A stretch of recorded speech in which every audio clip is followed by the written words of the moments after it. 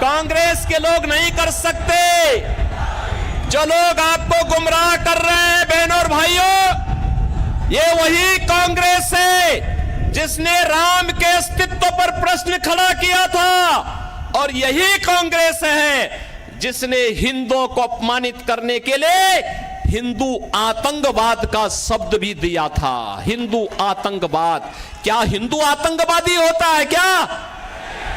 ये कांग्रेस के लोगों को क्या हो गया था? यूपीए की सरकार थी और तब इन्होंने हिंदू आतंकवाद शब्द भी दिया था।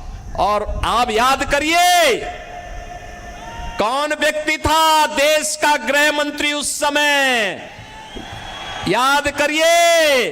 उसी के लोग, उसी के परिवार के लोग आज चुनाव लड़ने के लिए यहां पर अपने खूनी पंजे के साथ आपके बीच में आए होंगे, और उसी से सावधान करने के लिए मैं आपके बीच आया हूं, आपसे कहने के लिए।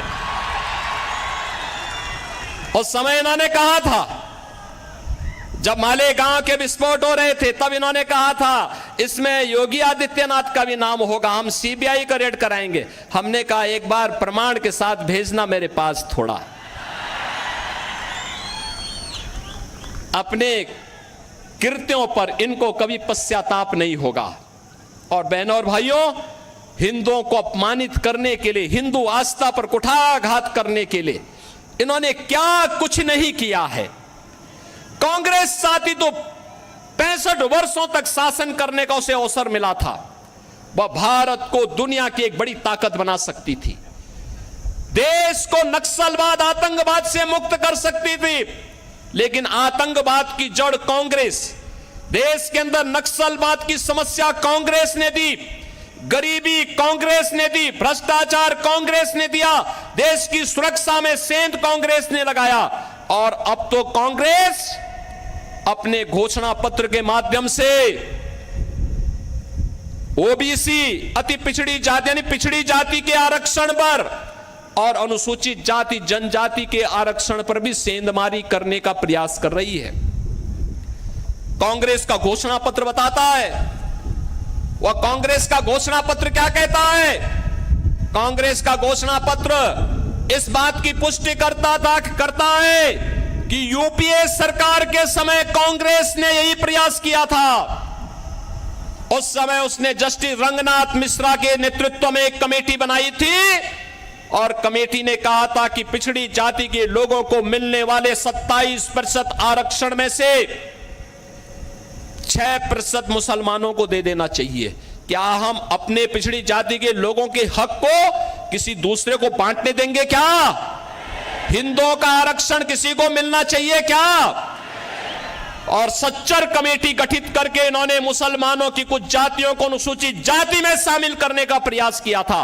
वो तो भारतीय जनता पार्टी थी, विरोध किया था, तब ये बच पाया था। आज गुमराह कर रहे हैं कांग्रेस के लोग। ये अनुसूचित जाति, जनजाति और पिछड़ी जाति के आरक्षण में सेंध लगाने के लिए आज कांग्रेस ने साजिश रच दी है, और इसीलिए अब वह तमाम प्रकार के झूठ का सहारा ले रही है। और बहनों और भाइयों, मैं इसीलिए आपसे कहना चाहता हूं, कांग्रेस के नेतृत्व में जो महागठबंधन बना है देश के अंदर, बहनों और भाइयों, ये देश की महासमस्या है। इस समस्या को जितनी जल्दी आप अपने से दूर कर पाएंगे, देश उतनी तेजी के साथ आगे बढ़ पाएगा। ये भारत के विकास का बैरियर है। ये आतंकवाद, नक्सलवाद की समस्या में सबसे बड़े बैरियर है। ये देश के अंदर आपको बांटेंगे। पहले कांग्रेस गुमराह करने के लिए क्या कार्य कर रही है, इसके लिए इसने आपको क्या एक झुंझुना पकड़ाया है। ये कह रही है हम पहले जातीय जनगणना करेंगे, जातीय जनगणना करके हिंदुओं की जातियों को आपस में लड़ाएंगे, फिर आपस में लड़ाने के बाद जब आरक्षण का मुद्दा इनके मुद्दे से अलग हो जाएगा, उसमें लोगों का ध्यान आपस में लड़ने में ही हिंदू लड़ने लग जाएगा, तो उसके बाद चुपचाप आपके हक पर ये उसको मुसलमानों को देने का काम करेंगे।